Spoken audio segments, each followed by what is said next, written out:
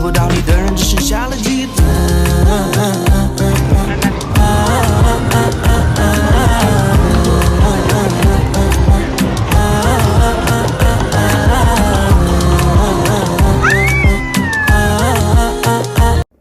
Let me drink some water.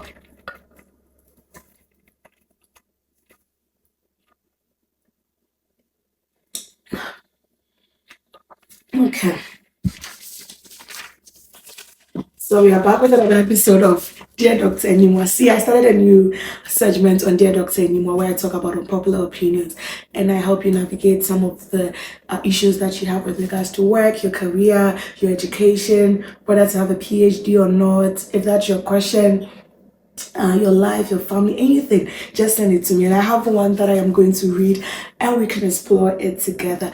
See, I have very unpopular opinions. So if you really want that unpopular opinion, when you talk to people like, no, I want something else. Come to me for that something else. Okay, so let's read today's Dear Dr. DrAnimwaa.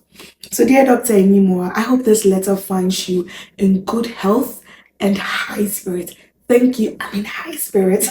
I'm contacting you to seek your insights and advice on a complex relationship dilemma I've been facing as a wife. My husband recently relocated to Amsterdam from Ghana and has taken on the role of a stay-at-home dad while I pursue my career. Whilst this decision has been mutually agreed upon and works well for us in many ways, it has brought about unique challenges and complexities that we are learning to navigate. The transition to a new country has been both exciting and challenging. We are adapting to a new culture, language, and a way of life. My work commitments can be demanding, and I often find myself thrown between my professional responsibilities and role as a wife and mother. Balancing these roles has sometimes led to feelings of guilt, as I cannot be as present at home as I would like to be. Moreover, changing our traditional roles has sometimes resulted in moments of cultural and personal adjustment. My husband has taken on the role of primary caregiver, which is a significant shift from the gender roles we were accustomed to in Ghana. It's been an enriching experience for both of us, but it has also raised questions and challenges about societal expectation, family dynamics, and individual identity. I would appreciate any guidance or suggestions you have in understanding and addressing these complexities, as well as maintaining a healthy and harmonious relationship during this transition period. Warm regards, Aqua pseudonym. So Aqua is not this person's real name, that's their pseudonym. If you've been here for a while or if you know me personally, you know I say that there is no formula for marriage. I have had very unpopular opinion as a child. I have never understood why, as I was growing up, women needed to take care of the home and also work. I know that there was a history of women not having to work so many years back and men doing all the work and women staying at home. So men will go hunt for those that were hunters and gatherers, bring the meat. Sometimes it can go for days. Women stay at home and take care of the children and clean, and the men come, they're tired, the women will eat the food, and the women were more around gatherers. And then there was a time where men went to the coal mining, did all the coal work. Times have changed, times have evolved. And so we don't have that anymore. We have a society where women are going to work and men are transitioning and staying at home as primary caregivers. I think that for most of us, and this person, they moved from Ghana, that come from Ghana, we have a cultural upbringing where even if our parents, even if our mothers are going to work, they still come home and do the cooking and all that. And our dads just sit down and watch the television. Do what works for you. find a fine balance and let it work for you. Although I've had unpopular opinions about this, and I really don't think, and I don't think that a woman's place is the kitchen or the woman is supposed to stay at home and be the primary caregiver.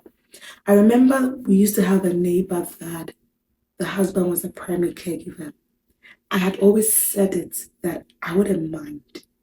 I had never seen it in reality. So the woman got a very good job. They had to move from Montreal to Calgary. The woman was making all the money. The man stayed at home and took care of the children. They had two young children, and he was present. The woman felt guilty. Why did the woman feel guilty?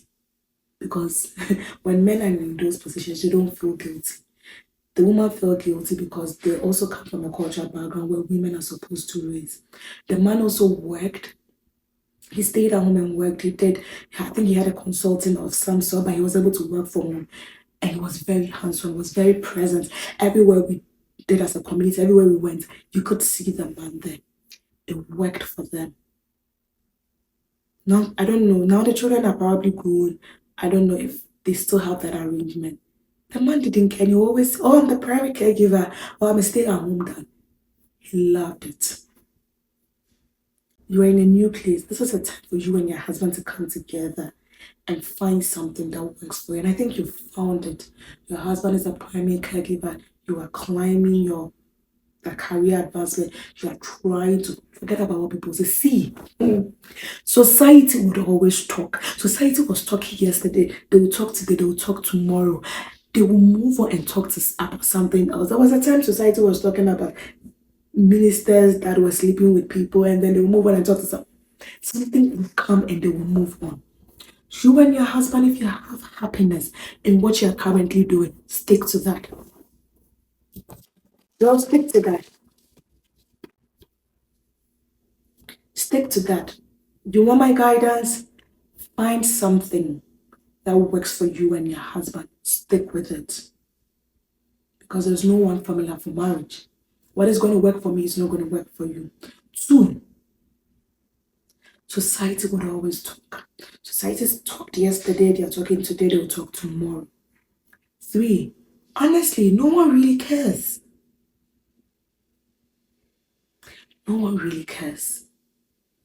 4, this is a time for you and your husband to come together and create your new relationship, devoid of any cultural constraints. 5, if you're feeling guilty, find time with all your busyness and be present for your family. Not just for your children, but for your husband as well. I've heard stories where women after 20 years, couples after 20 years, when their family, their children grew and left them, they didn't know each other. In all your business, find time. It could be Friday evenings where you have family time. That Friday evening, leave everything. Order some pizza, have your children, have your husband, watch a family movie together, family-friendly movie together. Tuck your children to bed, do the night routine. Just be there for your family. And I'll say this to you, whether you were a man or a woman, find time and be present. They grow so fast. You have children, so you know this. They grow up so fast and you miss them. And they will know who was there. So find time, Friday evening, any day you are, or Sundays no work. You go to church together, you come back, you go to a fine restaurant, eat, you come, you have a nap, you talk to them about your job that you do and how it's busy, and you want to be there. You look at the things that they did at school, look at some of the pictures, go through their bags, have a family night, put them to bed, and start your Monday. Find time for them so that your children will know you. Because apart from being present with the finances, you have to be present in some way, some shape, whether you're a man or a woman. That could help with your guilt. Don't feel guilty that you're the one that is making the money.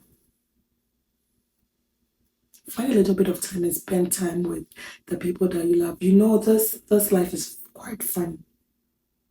And I always say, after everything's said and done, you have your family to rely on. Build your career. But if your job lays you off, you come back home.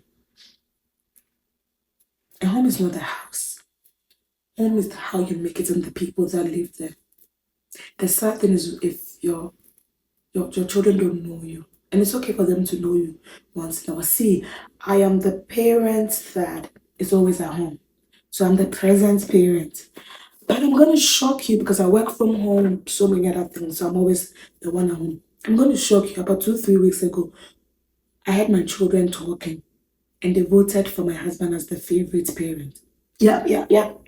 My husband was the favorite parent. Yeah. Because he knows that he's not always at home. So every little chance that he's at home, he makes it count. And I feel like because I always know that I'm like, I think I need to put in more work. So every single time that you get, make it count. I'm sitting there thinking, I'm in my office and they were having the chat and I'm thinking, I'm always here. I'm the one that is always here. How come my husband is getting the favorite parent? Because whenever he comes, he makes it count. When my husband comes home and it's bedtime, no matter what, he'll say, don't worry, I'll put them to bed. Now I'm filming, I'm doing a lot of videos today. He's upstairs with them. My husband, I don't like going out. My husband will just come home one day and say, this Saturday I'm taking the children out. Takes them out to indoor playgrounds, outdoor playgrounds. That is not me.